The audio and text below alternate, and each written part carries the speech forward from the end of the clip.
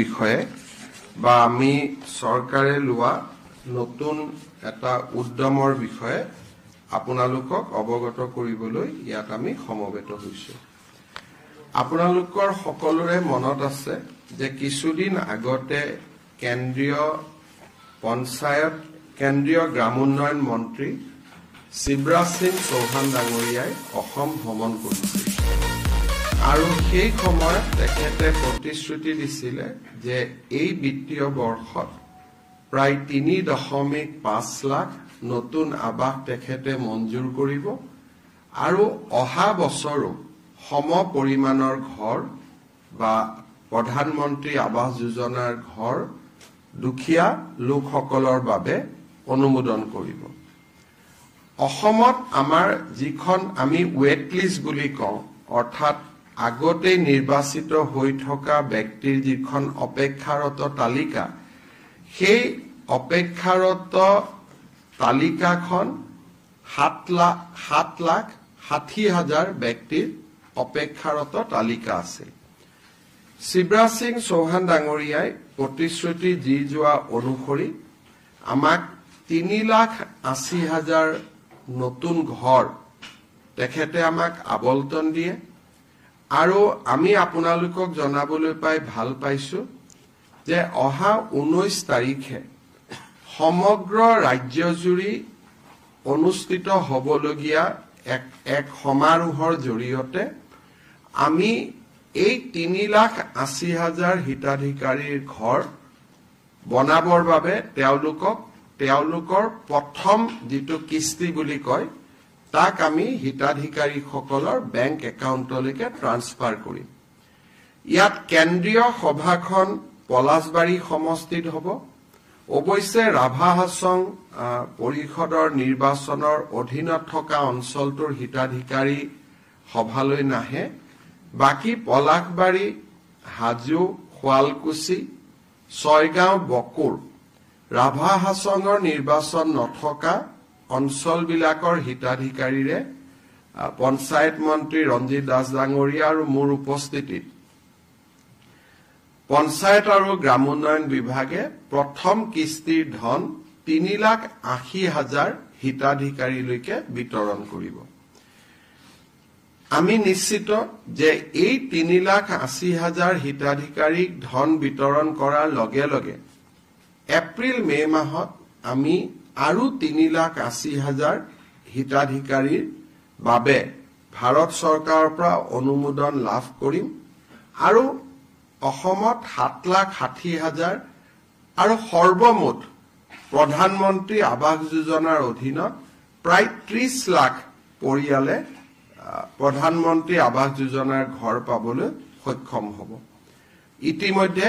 প্ৰায় ২২ লাখ পৰিয়ালে ঘৰ পাইছে বা ঘৰ নিৰ্মাণৰ কাম চলি আছে। এতিয়া ইয়াত এটা নতুন প্ৰশ্ন সদায় থাকে যে বহু দুখীয়া মানুহে কয় যে আমি ঘৰ পাবলৈ এতিয়াও বাকী আছো। অসমত ৬২ লাখ পৰিয়াল আছে। ৬২ লাখ পৰিয়ালৰ ৩০ লাখ পৰিয়ালে প্ৰধানমন্ত্ৰী আৱাস যোজনাৰ ঘৰ পোৱাৰ পিছত আমি ভাবো যে এতিয়াও ৪-৫ লাখ দৰিদ্ৰ লোকে ঘৰ পোৱাৰ প্ৰয়োজনীয়তা আছে। এই ঘৰ পাবৰ কাৰণে আমি প্ৰথম প্ৰক্ৰিয়াটো হ'ল যে মানুহজনৰ ঘৰটো যে কেঁচা ঘৰ তাক প্ৰমাণ কৰিবৰ কাৰণে এটা জিঅ' টেগিং কৰিব লাগে আৰু জিঅ' টেগিং কৰাৰ পিছত যেতিয়া ই ভাৰত চৰকাৰৰ ওচৰলৈকে যায় ভাৰত চৰকাৰে বিভিন্ন টেকনলজিৰ আধাৰত তাক নিশ্চিত কৰে যে এই মানুহজনৰ ঘৰটো কেঁচা ঘৰ হয় নে নহয় আৰু কেঁচা ঘৰ হলে তেখেতক এখন তালিকাত অন্তৰ্ভুক্ত কৰে আৰু পৰ্যায়ক্ৰমে এই ঘৰ তেওঁলোকক আগবঢ়াই গৈ থাকে। অহা বছৰ এপ্ৰিল-মে মাহত আমি ৩,৮০,০০০ ঘৰ পোৱাৰ লগে লগে আমি ২০১৮-১৯ চনত যিখন তালিকা বনাইছিলো সেইখন এক্সজষ্টেড হৈ যাব। তাত আৰু এজনো ৱেট লিষ্টত মানুহ নাথাকিব। তথাপিতো বহুত লোকে ঘৰ নোপোৱাকৈ থাকি যাব। সেইভাবে আমি ভাৰত চৰকাৰৰ পৰা এটা অনুমতি ললো যে আমাক আকৌ এবাৰ জিঅ' টেগিং কৰাৰ কাৰণে অনুমতি দিয়ক। কিবা কাৰণত যদি কোনোবা বাদ পৰি গৈছে তেতিয়াহলে আমি তেওঁলোকক শেষবাৰৰ কাৰণে এটা জিঅ' টেগিং কৰিব পাৰিম। কিন্তু জিঅ' টেগিং কৰিলে সাধাৰণতে গাঁৱৰ মানুহে আমাক আপত্তি কৰে যে পঞ্চায়ত আৰু গ্ৰামোন্নয়ন বিভাগৰ কৰ্মচাৰীসকলে 25-30 হাজাৰ টকা দাবী কৰে আৰু তেওঁলোকক যদি টকা দিয়া নহয় তেওঁলোকে দৰিদ্ৰ দুখীয়া মানুহৰ ঘৰ জিঅ' টেগিং নকৰে। অভিযোগ কিমান সঁচা কিমান মিছা তাক আমি অনুসন্ধান কৰিব খোজা নাই, কাৰণ বহু অভিযোগ সঁচা হলেও তাৰ প্ৰমাণ নাথাকে, প্ৰমাণ নাথাকিলে চৰকাৰে ব্যৱস্থা ল'ব নোৱাৰে। সেইকাৰণে আমাৰ সদায় লক্ষ্য আছে যে ইম্প্ৰুভমেন্ট অফ দা সিস্টেম, ব্যৱস্থাৰ পৰিৱৰ্তন হ'ব লাগে, যাতে ব্যৱস্থাৰ পৰিৱৰ্তনত দুৰ্নীতি বা দৰিদ্ৰ মানুহক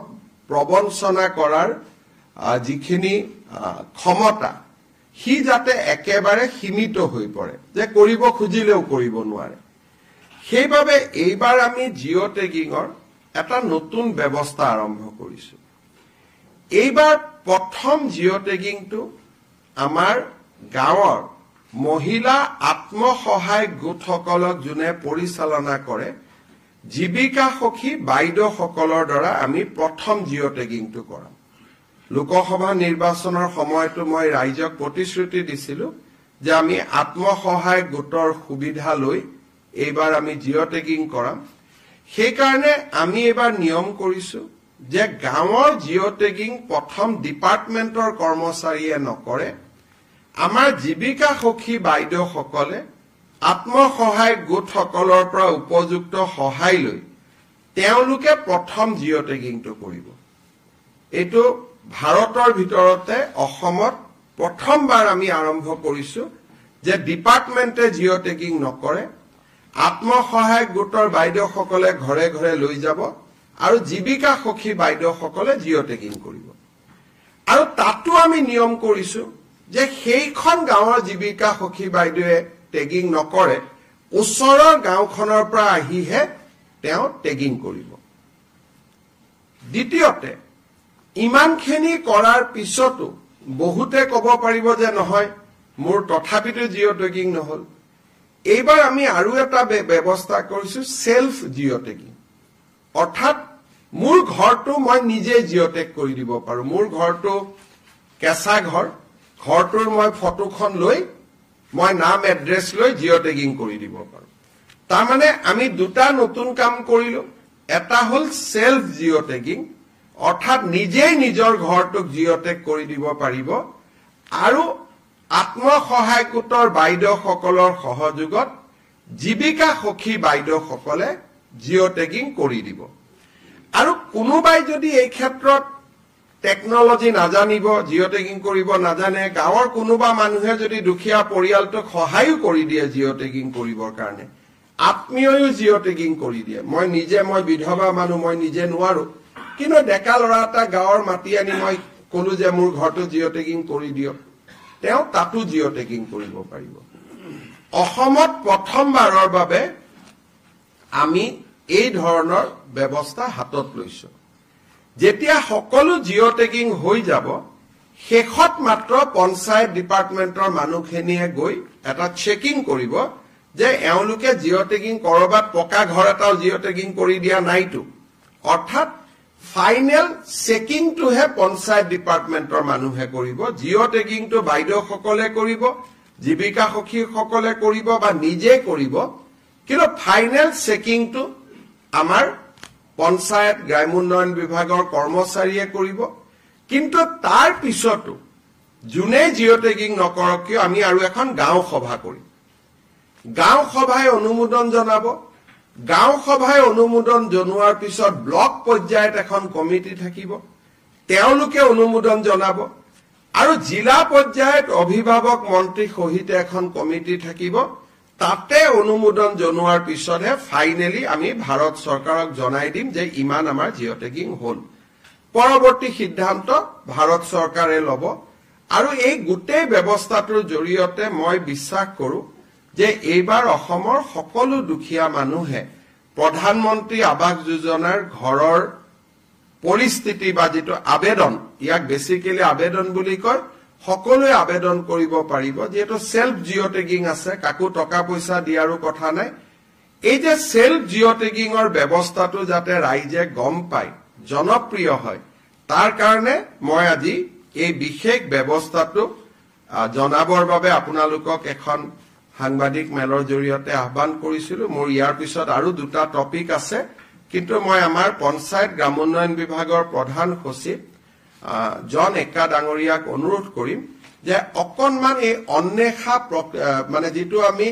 আৱাস পোৰ্টেল কৰিছো এই আৱাস প্লাস আৰু আৱাস পোৰ্টেলটো কি এই বিষয়ে তেখেতে আপোনালোকক জনাব মই গাঁৱৰ ডেকা লৰা সকলকো আহ্বান জনাম যে আপোনালোকেও দুখীয়া দৰিদ্ৰ মানুহক যেটো self loaded portal self load কৰিব পাৰি আপোনালোকে সহায় কৰি দিয়ক সকলোৱে যাতে এটা সুবিধা পাব পাৰে আৰু আমি চিন্তা এই কাৰণে কৰা নাই 30 লাখ মানুহৰ নামটো নিজে নিজে মাইনাসে হৈ যাব তেওঁলোকে আগত ঘৰ পালে গতিকে এই গোটেই ব্যৱস্থাটোৰ ফলত হয়তো 5 লাখৰ জায়গাত 7 লাখ জিও টেগিং হ'ব হেতুত আমি একো চিন্তা কৰা নাই প্ৰধানমন্ত্ৰী ডাঙৰীয়াক অনুৰোধ কৰি যিকেটা ঘৰ লাগে আমি আনিম মই একা ডাঙৰীয়াক অনুৰোধ কৰিম যে তেখেতে এটা প্ৰেজেন্টেচন দিয়ক তাৰ পিছত কিবা প্ৰশ্ন থাকিলে মই আপোনালোকক উত্তৰ দিব পাৰিম মাইক লৈ লও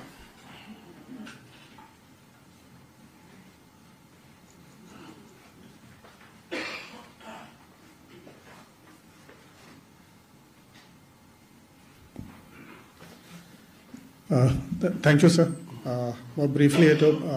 आवास प्लस 2024 सर्वे बैकग्राउंड কৈ দিও তো प्रधानमंत्री आवास योजना 2.0 जी আমি কও হেতু অগষ্ট মাহত এপ্ৰুভ হৈছে और ऑनरेबल प्राइम मिनिस्टर डांगरिया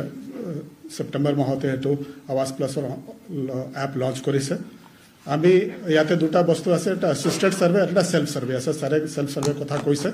অ্যাসিস্টেড সার্ভে মানে জি বেনিফিশিয়ারি নিজে সেলফ সার্ভে করব না তেখেতক আমি অ্যাসিস্ট করবলে এটা অ্যাসিস্টেড সার্ভে ব্যবস্থা আছে বাট বিফোর দ্যাট যেনে আমাৰ মুখ্যমন্ত্ৰী মহোদয় কৈছিলে in Assam we are through the help of SHG আমি হেতু সাৰ্ভে কৰিব লৈছো এন্ড এটো পোৰ্টাল বনাইছো that portal name is Anwesha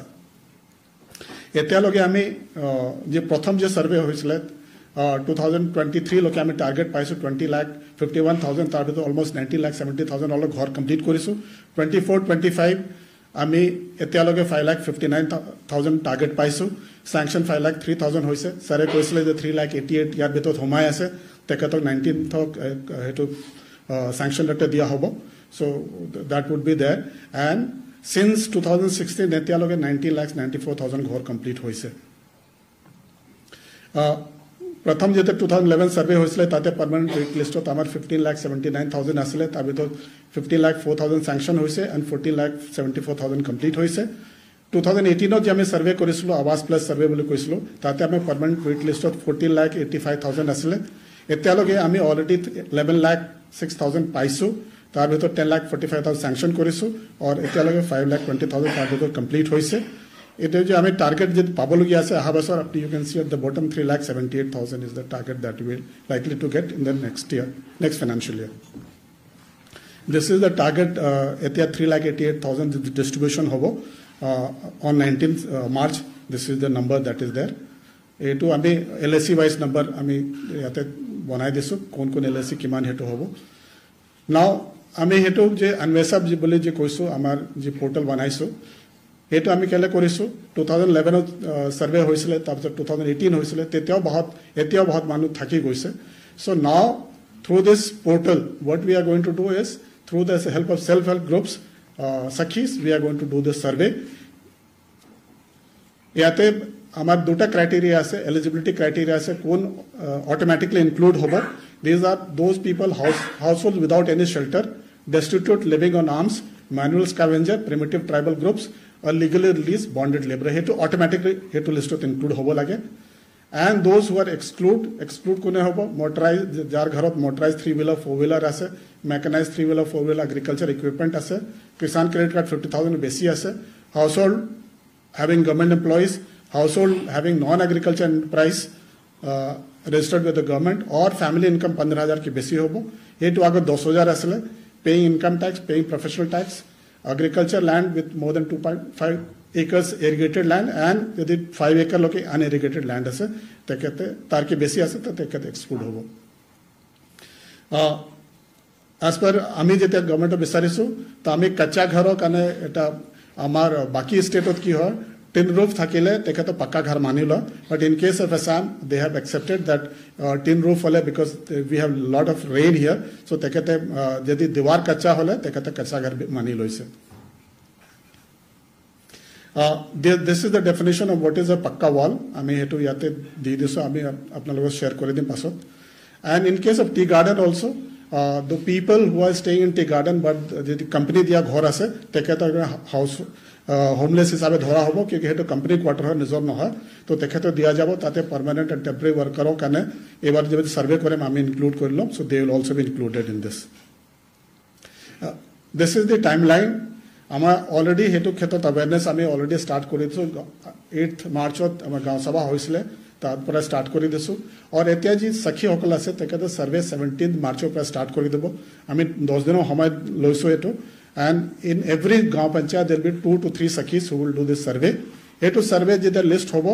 hetu list gaon sabha present kora hobo gaon sabha hetu sabo ki kono ineligible manu to tat homai joa nai hetu jodi ineligible manu ase na already permanent agot list tekat include hoy ase tekat naam kata hobo tab se hetu list public display kana dia hobo ta pesot we have block level committee or as well as district level committee tekete sabo tekete sa hetu list vetting koribo hetu vet kora list jo hobo this is the list this list will only be included by our PNRD staff so tekete eko change koribo nware ji list hetu final hobo yate tekete okle government media portal tekete enter koribo ami gaon sabha kotha koisu tekete awareness create koribole hobo field survey from 17 March to 26 March 10 days আমি দিছো গাঁও সভা আমি timeline দিছো আমি ভাবিছো কি বাই 31st March our list finally beneficiary অকল কোনে পাই আছে কোন নাই গাঁও সভা তেখেতে কৰি দিব তাৰপিছত we will have the display and then we will have LSC level committee which will look at it then final district level committee তেখেতে চাই দিব and then this would be approved and then this would be uploaded in the Awas Plus portal this is the process of self survey not a hetu hobo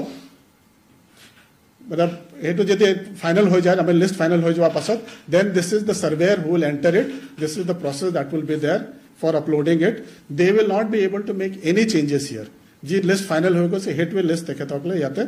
upload koribo government media portal when the sakhi will go to do a survey this is the questionnaire that she will ask there in the field so that and she will enter in the portal but we to ensure that tekhete at bhul entry korana there will be also a form which will be she will fill up there and yate tekhete sign koribo or beneficiary signature lobo and this also she will upload there so that there is no dispute later on pasot hetu le dispute noha ki no sakhi bado bhul ke tata data upload kori dile mo to ghor pakka noha kesa ase tekhete bhul korise hetu no so for that we have double checking koribole hetu form disu so this is the timeline I already talked to you about self survey bostu mein koiso self survey can be done by any beneficiary whoever wants to upload their information in the system so they will do directly in government media portal but hetu final hoy tekhete jene ami assisted survey যদি আমি verify কৰিম হে ধৰে তেখেতৰ সকলক verify হ'ব পাছত government আমাৰ PNRD ষ্টাফ লাগ গৈ ফিল্ডত গৈ ভেৰিফাই কৰিব তেখেতে যে নিজে ডেটা আপলোড কৰিছে হেতু হসাকে কেঁচা ঘৰ আছে না তেখেতে পাকা ঘৰ মানুহ হেতু ডেটা আপলোড কৰিছে so this will be done আমাৰ সেলফ সাৰ্ভেটো গভৰ্ণমেণ্ট অফ ইণ্ডিয়াৰ পোৰ্টেলত যে হ'ব হেতু এডভাৰটাইজত পোৰ্টেলৰ নামটো দি হ্যাঁ sir so this is the written that self survey mode and Awas Plus self survey can be done by either a member of a beneficiary household या तो self survey करते face authentication होबो so आधार होबो लागिबो the first part of the survey requires gathering personal information of all the household members including their Aadhaar numbers mobile numbers and socio-economic data this time government of India is very particular that G beneficiary होबो तेका आधार होबो लागिबो because through Aadhaar देर पासुक check करिबो कि होसा के ए मानव लाग दुखिया होय न होय সো এবাৰ আমি কোনো এনেকা ভাবি লৈছে কি আমি ডেটা আপলোড কৰি দিওঁ আমি ঘৰ পাই যাম এটো ব্যাক এন্ডত আধাৰ যোগেদি এটো ভেৰিফিকেশন হ'ব নাও our Aadhaar is linked to all our transactions বস্তুগুলো property বিলাক লগতে লিংক হৈ আছে এটো কাৰণে ইয়াতে আমি বেছি ফাৰ্জি কৰিবলৈ স্কোপ নাথাকে The self survey will be corroborated by the designated surveyor. Then once uploaded, the self survey will be made available for the surveyor to check. After that, there will be a Gaon Sabha, which will again look at it. Gaon Sabha approved kora pasote, then that will be uploaded, and then appellate authority will give a final approval, and this will then be added in the list. Self survey khetot ami koisu who will conduct it, beneficiary himself or tekadar family member koribo paribo. Aadhaar based eKYC and face authentication hobo lagibo. Data should be uploaded, entered by the beneficiary. Verification will have to be done by the surveyor, and this will again be approved by the Gaon Sabha. In case this, we are saying third Gaon Sabha because first Gaon Sabha was awareness, second Gaon Sabha is Sakhi ji list one I say to verify korubula, and this is the third Gaon Sabha. So this is in brief, sir. This was on the 19th program that I have already told you about. So, আপোনালোকে বুজি পালে যে 17 পৰা 31 মাৰ্চলৈকে এটা অসমত বিশাল অভিযান এটা হ'ব বাতৰি কাকতৰ বিজ্ঞাপনত আমি বুজাই দিম যে সেলফ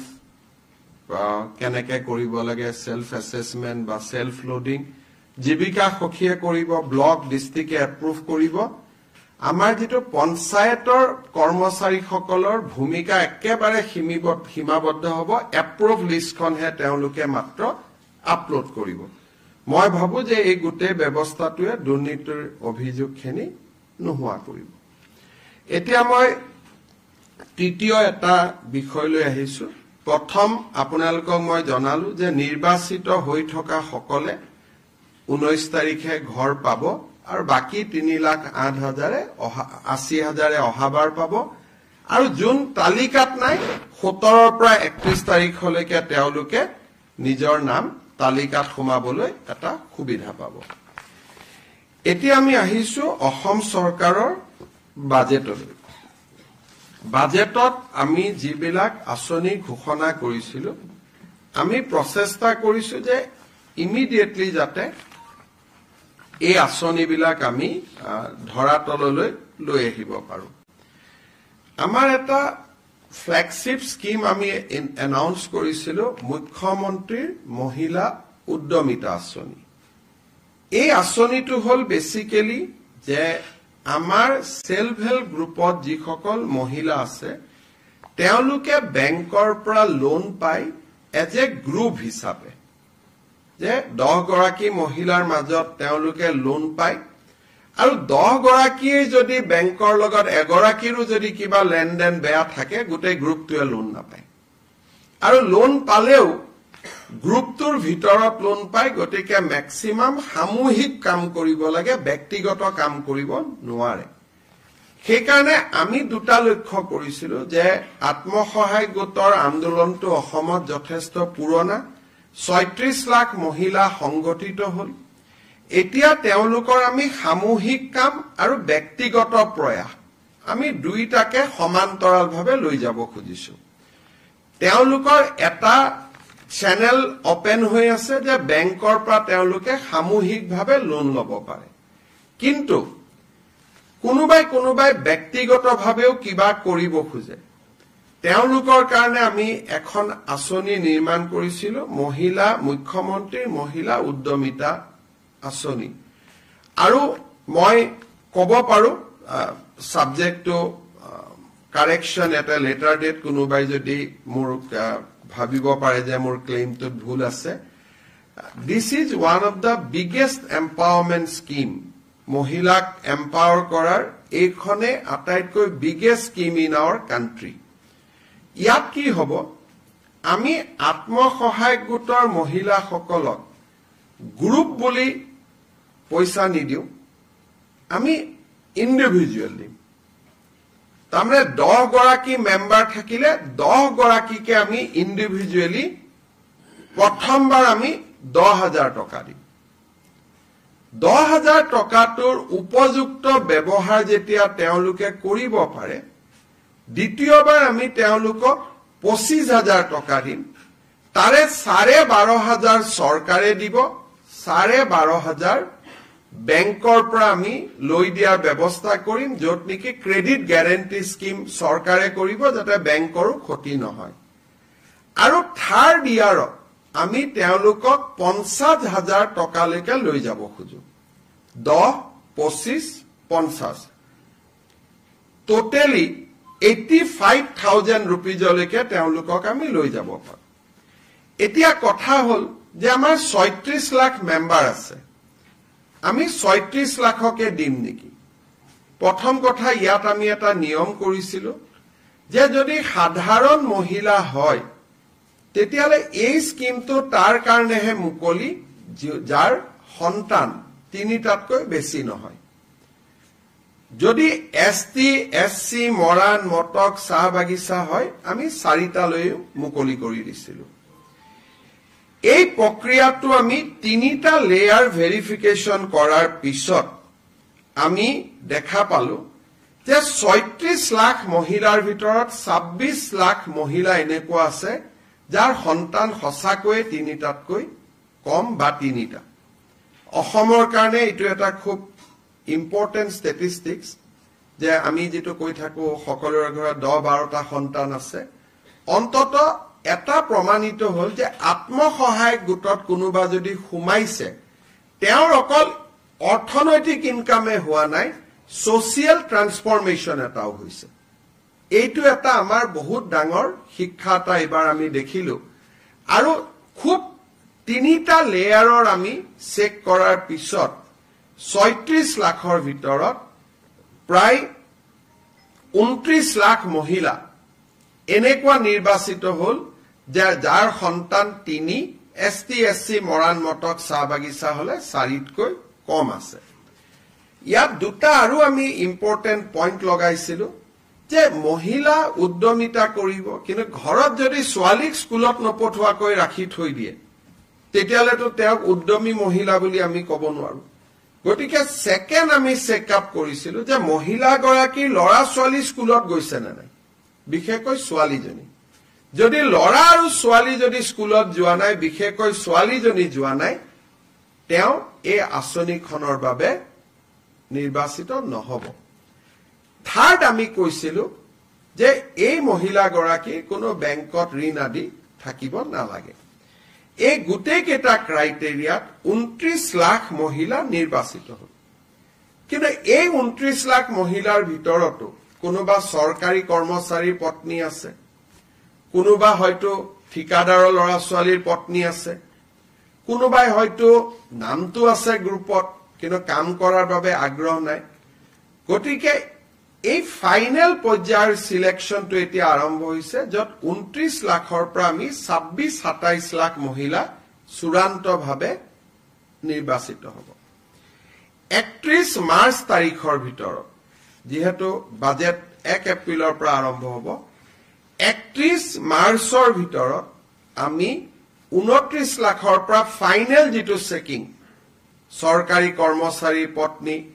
সরকারি কর্মচারীও তৃতীয় আর চতুর্থ শ্রেণীটো আমি লব দিছো যে তৃতীয় আর চতুর্থ শ্রেণী যদি হয় তেওঁলোকে লক কোনো আপত্তি নাই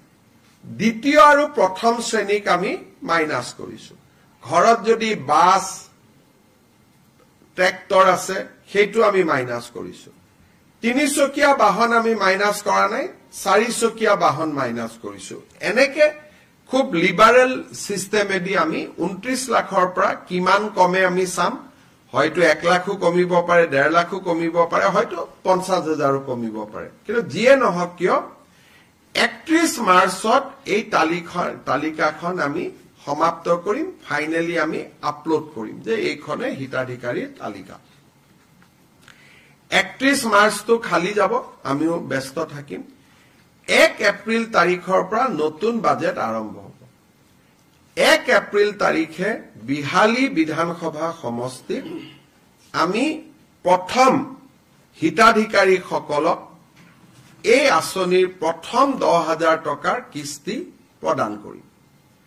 বিহালী সমষ্টিত 23,000 মহিলা এই আঁচনিটোৰ বাবে ইতিমধ্যে নিৰ্বাচিত হৈছে আৰু এই 23,000 মহিলাক আমি একোখনকৈ চেক দি আমি তেওঁলোকক সিদিনাখনে সভাতে আমি তেওঁলোকক চেক এখন দি দিম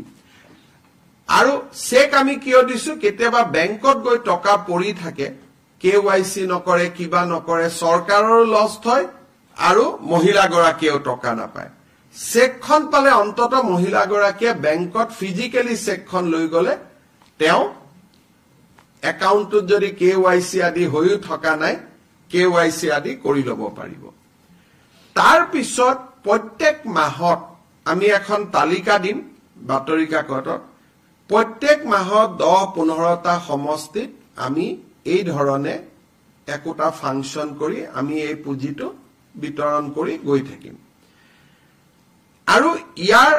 সমান্তৰালভাৱে মহিলাসকলক আমি 3 দিনীয়াকৈ এটা প্ৰশিক্ষণো দি গৈ থাকিম যতে প্ৰশিক্ষণ শেষ হয় তাতে আমি আপোনালোকে ক'ব পাৰে যে 10টা সমষ্টি কেনেকৈ নিৰ্বাচিত হ'ব অৰ্থাৎ যতে প্ৰশিক্ষণ শেষ হয় তাতে আমি টকাটো দিয়াৰ আৰম্ভ কৰিম আমাৰ বাজেটৰ এইটো প্ৰথম এনাউন্সমেন্ট আমি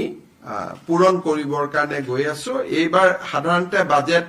পূৰণ কৰোতে সময় লাগে এইবাৰ আমি 1 এপ্ৰিলৰ পৰা আমি টাৰ্গেট লৈছো যাতে 1 এপ্ৰিলৰ পৰা আমি কামখিনি কৰিব পাৰো আৰু এইটো এটা অসমৰ ইতিহাসত অৰুণোদয়ৰ পিছত ওমেন এম্পাৱাৰমেন্টৰ এইটো আটাইতকৈ ডাঙৰ স্কিম কাৰণ এই স্কিমটোত নগৰৰ এতিয়া মই গাঁৱৰ সংখ্যাটো কলো কিন্তু নগৰৰ মহিলাসকলো ইয়াত আছে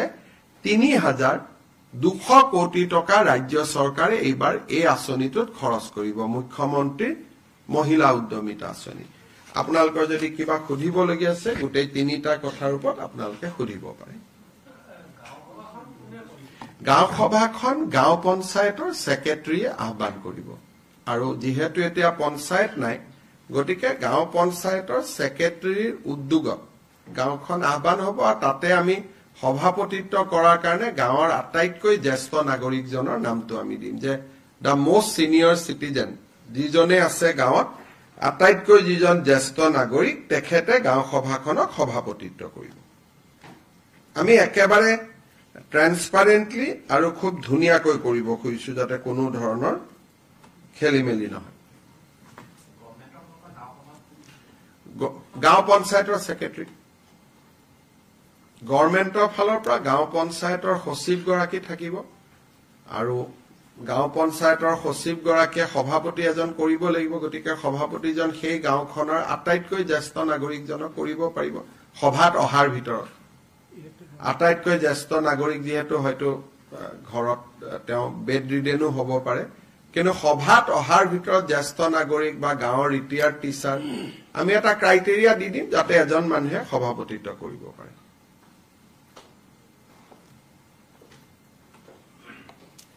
মুখ্যমন্ত্ৰী মহোদয় মোৰ এটা বেলেগ প্ৰশ্ন এটা পলিটেকনিকৰ যিখিনি অব্যাহতি দিয়া হৈছে প্ৰবক্তা তেওঁলোকে আপোনাৰ হস্তক্ষেপ বিচাৰিছে আৰু তেওঁলোকে কৈছে যে শিক্ষামন্ত্ৰীয়ে যিখিনি কথা কৈছে তেওঁলোকে বিশ্বাস লোৱা নাই তেওঁলোকে অংশকালীন বুলি কোৱা হৈছে কিন্তু তেওঁলোকে দুটা কথা আপোনাৰ মুঠতে হস্তক্ষেপ বিচাৰিছে মই বুজাই দিছো 2017 চনত আমি পলিটেকনিক আৰু ইঞ্জিনিয়াৰিং কলেজত 370 গৰাকী অধ্যাপক অধ্যাপিকাক অংশকালীন হিচাপে আমি নিযুক্তি দিছিলো সেইটো আৰু সত্য অসত্যৰ কথা নাই সবৰ হাতত কাগজখনে আছে আৰু তেওঁলোকক পাৰ ক্লাছ হিচাপত বেতন দিয়া হৈছিল যে যিমানটা ক্লাছ কৰিব সিমানটা বেতন দিব তাৰ পিছত আমি তেখেতসকলক এটা প্ৰক্ৰিয়াৰ মাজেৰে কিছুক আমি এবজৰ্ভ কৰিলো আৰু এনেকে কিছুৱে ৰিজাইন দিও গুচি গল 67 গৰাকী ৰিজাইন দিলে আৰু আমাৰ যেটো প্ৰক্ৰিয়াৰ মাজেৰে 133 গৰাকীয়ে সৰকাৰি চাকৰি পালে আৰু কিছুক ৰেগুলেশন 3F টো লোৱা গল এতিয়া প্ৰশ্নটো হল যে এই পলিটেকনিকৰ শিক্ষকসকলে গুৱাহাটী উচ্চ ন্যায়ালয়ত গল যদি কোৰ্টত নগলেহেঁতেন আমাৰ লগতে কথাটো থাকিলেহেঁতেন কথাটো বেলেগ আছিলে কোৰ্টত তেওঁলোকে গল আৰু কোৰ্টত তেওঁলোকে এটা আদেশ ললে গভৰ্ণমেণ্টৰ বিপৰীতে যে তেওঁলোকক চাকৰিৰ পৰা গুচাব নোৱাৰিব কিন্তু গুৱাহাটী উচ্চ ন্যায়ালয়ে তেওঁলোকক এটা সিদ্ধান্ত দিলে অৱশেষত যে নহয় কোনো কন্ট্ৰেকচুৱেল টিচাৰ চৰকাৰে ৰেগুলাৰ কৰিব নোৱাৰে অৰ্থাৎ মই যেটো বিধানসভাটো কৈছিলো এটো উচ্চ ন্যায়ালয়ে এটা গুৰুত্বপূৰ্ণ জাজমেন্ট দি কলে যে চৰকাৰৰ এটো অধিকাৰেই নাই কাকো ৰেগুলাৰাইজ কৰা গতিকে তেওঁলোকৰ জাগাত নতুনকৈ এপইন্টমেন্ট পোৱা শিক্ষকসকলে যোগদান কৰিলে যিসকলৰ চাকৰি গল তেওঁলোকো অসমীয়া তেওঁলোকো চোকা আৰু যিসকলে তাৰ জাগাত চাকৰি থমালে তেওঁলোকো অসমীয়া তেওঁলোকো চোকা এতিয়া যদি এখেতসকলক মই চাকৰি দিব লাগে যোগদান কৰাখিনিকো আকৌ উলিয়াব লাগিব তেতিয়া তেওঁলোকে আন্দোলন কৰিব এতিয়া মই এই গোটেই ঘটনাটো চাই পেলাই তিনিটা ব্যৱস্থা দেখিছো যে আমাৰ হাজু টিংখং আৰু মাজুলী তিনিখন পলিটেকনিক হ'ব গৈ আছে ইয়াৰ ভিতৰত যিসকলে উপযুক্ত আছে যিমান পোষ্ট আছে কিছু আমি আকৌ অংশকালীন ভিত্তিত আমি লব পাৰিম কিন্তু তেওঁলোকে ফাইনালি পৰীক্ষাত আকৌ এপিয়াৰ হ'ব লাগিব কিছুমানে কৈছে পৰীক্ষাত এপিয়াৰ হোৱাৰ কাৰণে এজ নাই লাগিলে আমি এজটো কণ্ডন কৰি দিম কিন্তু 3Fত চাকৰি কৰিলে এপিএসসিয়ে নিয়মীয়া নকৰিলে চাকৰিটো যায় সেইটো কথা সকলোৱে জানা কথা সকলোৱে মোক কৈছে ঠিক আছে মানৱীয়তাৰ খাতিৰত তিনিখন নতুন পলিটেকনিক আহিছে যাক যত যেনেকে পাৰে আমি একমোডেট কৰি দিম এজটো ৰিলেক্স কৰি দিম কিন্তু তেওঁলোকে পঢ়া শুনা কৰি যেহেতু মেধাবী বুলি নিজে কৈছে আৰু আমাৰ যেহেতু চাকৰিত ইঞ্জিনিয়াৰিং কলেজৰ প্ৰফেসৰ সকলে ইন্টাৰভিউ লয় তাত কোনো পলিটিক্যাল মানুহ নাই গতিকে মই আশা কৰিম অন্তত মেধাৰ ভিত্তিত পিছৰবাৰ তেওঁলোকে চাকৰি লব কিন্তু গভৰ্ণমেণ্টত আজিকালি ডাঙৰ কথাটো যে মেধাক বাদ দি মৰম কৰাৰ ইয়াত কোনো স্কোপ নাই কাৰণ যদি মৰম কৰিব যাও যোগদান কৰাখিনিক আকৌ উলিয়াই দিব লাগিব তেতিয়া তেওঁলোকো আপোনালোকৰ ওচৰত আহিব সেইকাৰণে মোৰ এইটোৱে কথা যে মই এজ ৰিলেক্স কৰি দিম নতুন তিলিখন পলিটেকনিকক এওঁলোকক যাতে অন্তত লগে লগে চাকৰিটো না যায় কাম কৰি থকাৰ সুবিধাও কৰি দিম কিন্তু সকলোকে পাৰো নে নোৱাৰো মই নাজানো মই চেক কৰি লম কিন্তু ফাইনালি তেওঁলোকে পৰীক্ষা দিবই লাগিব পৰীক্ষা নিদিয়াকৈ চাকৰি নহব এই কথাখিনি মই ভাবো যে চাকৰি এটা গলে মনটো বেয়া লাগে অলপ দুখু কৰে কিন্তু পুৱা কেজনো জেনুইনে জুনে চাকৰি পাইছে তেওঁলোকৰ জায়গাত কোনো ৰাজস্থান মহাৰাষ্ট্ৰৰ পৰা কোনো অহা নাই অসমৰ ডেকা ল'ৰা ছোৱালীয়ে চাকৰি পাইছে ইমানটোৱে কথা মুখ্যমন্ত্ৰী মহোদয় আৰু এটা প্ৰশ্ন 2023 চনত এটা বিজ্ঞাপন আহিছিলে 5550টা শিক্ষকৰ ওলাব তেওঁলোক অলপ ধৈৰ্যটো কম কাৰণে হোৱা নাই অলপমান আমি কৈছো যে অলপ ধৈৰ্য ধৰিব লাগে তেওঁলোকক লগে লগে লাগে আজিয়ে ৰিজাল্টটো লাগে গতিকে জুনে যিমান দিন এনেকে কব তেওঁলোক ইমান অসহিষ্ণু হলে চাকৰিটো কৰিব নোৱাৰিব সেইকাৰণে মই অলপ নিজাকৈ দেৰি কৰাই আছো যে মানুহকেজন অলপ সহিষ্ণু হওক কাৰণ এইটো লেভেলত যদি চাকৰি কৰিব যায় মই দুখ দিয়া নাই ডেকা ল'ৰা মুকে 100-150 কৈ ডেইলি হোৱাটছআপ কৰি থাকে যদি মুখ্যমন্ত্ৰীক এনেকে হোৱাটছআপ কৰি থাকিব পাৰে প্ৰধান শিক্ষকটো গৈ কাকো নামানিব গতিকে সৰু ল'ৰা ছোৱালী মই অলপমান তেওঁলোকক আমাৰে ভাই ককাই ভাই ভনী হ'ব মই অকনমান ধৈৰ্যটো শিকাইছো যে চাকৰিটো জুনে পাব লাগে পাবই চাকৰিটোতো আমি বিধানসভাটো কৈছো যে 10 অক্টোবৰত সবকে আমি দি দিম কিন্তু আপোনালোককো লগ কৰে মুকু লগ কৰে ইমান এইকেইদিন এসিএস এপিএছৰ কাৰণে পৰীক্ষা পঢ়িলেওতো হয় চাকৰি পোৱাটোতো পাবই ইমান ইম্পেচেন্ট হৈ যায় কিছুমান ল'ৰা ছোৱালী তাৰ পিছত যোগদান কৰিলেও কয় এইটো মোৰ মতে স্কুল হোৱা নাই এইটোত মই নাহো গতিকে আজিকালি কি যে বহুতে এইটো মোক কয়ও যে মেৰিটত চাকৰি পোৱাৰ কাৰণে কোনেও গুৰু গোখাই নামানেও বুলিও কয় গতিকে আপোনালোকে মোৰ মোবাইলটো খুলিবই নোৱাৰিব ৰাতিপুৱাই 5506 হোৱাটছআপ মাৰি দিয়ে আৰু মই এইটো খুলুতে কোনোবা তাৰ মাজত কেন্সাৰ পেচেণ্ট কাৰোবাৰ এপ্লিকেশন বিলাক ডিলিট হৈ যায় ইমান কষ্ট হয় মোক যোনে হোৱাটছআপ দিয়ে তাত maximum cancer patient kidney patient medical sheet এনেকুৱা হোৱাটছআপ বিলাক আহে ৰাতিপুৱা 11টা বজাত এই 5500 হোৱাটছআপ সোমাই যায় মই চাব নোৱাৰা হৈ যাওঁ ডিলিট কৰি থাকোতে কেতিয়াবা জেনুইন হোৱাটছআপো ডিলিট হৈ যায়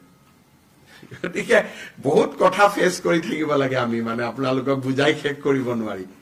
সদায় ৰাতিপুৱাই 5500 আহি যায় আৰু বহুত যুক্তি দি পেলাই হোৱাটছআপ কৰে মুখ্যমন্ত্ৰী ডাঙৰীয়া অমিত শ্বাহ ডাঙৰীয়া আহিব তেওঁৰ কাৰ্যসূচীটো কেনেকুৱা কি হ'ব অমিত শ্বাহ ডাঙৰীয়া 14 তাৰিখে তেখেতে যোৰহাটত আহি নিশা উপস্থিত হ'ব আৰু দেৰগাঁৱৰ লাচিত বৰফুকন একাডেমীত নিশা জিৰণি ল'ব ৰাতিপুৱা 11 বজাত তেখেতে লাচিত বৰফুকন পুলিচ একাডেমীৰ নৱনিৰ্মিত ভৱনটো উদ্বোধন কৰিব আৰু আপোনালোকে জানি ভাল পাব যে নেশ্যনেল পুলিচ একাডেমী হায়দৰাবাদৰ সমকক্ষ এটা সুন্দৰ ভৱন এটা অসম চৰকাৰে নিৰ্মাণ কৰি উলিয়াইছে তেখেতে সেই ভৱনটো উদ্বোধন কৰিব কৰি তেওঁ পুনৰ যোৰহাটলৈ গুচি যাব আৰু যোৰহাটৰ পৰা তেওঁ পোনে পোনে মিজোৰাম যাব মিজোৰামৰ ৰাইজৰ কাৰণে এটা খুব ভাল খবৰ যে অসম ৰাইফলছৰ হেডকোৱাৰ্টাৰটো আইজলৰ পৰা শিফ্ট হ'ব that is a very historic moment তাৰ পৰা তেখেত পুনৰ গুৱাহাটীলৈ ঘূৰি আহিব 15 তাৰিখে ৰাতি আৰু আমাৰ কইনাধৰাত নিশা কটাব এদিন দেৰগাঁৱত কটাব এদিন কইনাধৰাত কটাব 16 তাৰিখে ৰাতিপুৱা তেওঁ কোকৰাঝাৰ যাব আৰু দতমাত নিখিল বড়ো ছাত্ৰ সন্থাৰ অধিৱেশনত যোগদান কৰি তেওঁ পুনৰ গুৱাহাটীলৈ ঘূৰি আহিব আৰু ৰেডিসন ব্লু হোটেলত নৰ্থ ইষ্টৰ মুখ্যমন্ত্ৰীসকলৰ এখন সন্মিলনত অংশগ্ৰহণ কৰিব সন্মিলনখনৰ উদ্দেশ্য হ'ল যে উত্তৰ পূৰ্বত ভাৰতীয় ন্যায় সংহিতাৰ প্ৰয়োগ এই বিষয়টোত কোন ৰাজ্য কিমান আগবাঢ়িছে তাৰ ওপৰত প্ৰত্যেকখন ষ্টেটে একোটা প্ৰেজেন্টেচন দিব আৰু 16 তাৰিখে নিশাই তেখেত নতুন দিল্লীলৈ উভতি যাব Sir, if you can repeat this in English, this brief. Indian Home Minister Shri Amit Shah ji is coming to Assam on 14th night. 15 morning he will inaugurate new buildings of Lasit Borphukan Police Academy. Thereafter he will fly to Aizol and after attending programs at Aizol he will again come back to Guwahati and will stay overnight in Guwahati itself. On 16 morning, he will address the annual conference of all Bodo Students Union, who has signed peace accord with Government of India and Government of Assam in 2020. After that, he will come back to Guwahati again. Afternoon, he is going to have a meeting with the Chief Minister of Northeastern States, primarily to review the progress of implementation of Bharatiya Nyay Samhita. After that review meeting, 16th evening, he will go back to New Delhi. Habo?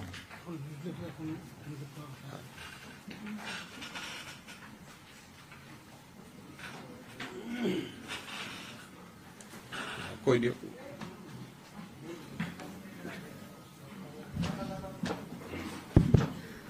সকলোকে নমস্কাৰ মাননীয় মুখ্যমন্ত্ৰী ছাৰৰ নেতৃত্বে আমাৰ panchayat and rural development department বিভাগৰ প্ৰথমবাৰ এটা নিউজ লেটাৰ আমি উদ্বোধন কৰি আছোঁ সকলোকে মই অনুৰোধ কৰোঁ আপুনি সেই নিউজ লেটাৰত পপুলাৰাইজ কৰি দিয়ক মই মাননীয় মুখ্যমন্ত্ৰী মহোদয়ক অনুৰোধ কৰোঁ আপোনাৰ নেতৃত্বে এই আমাৰ নিউজ লেটাৰ অকণমান ইনগ্ৰেট কৰি দিয়ক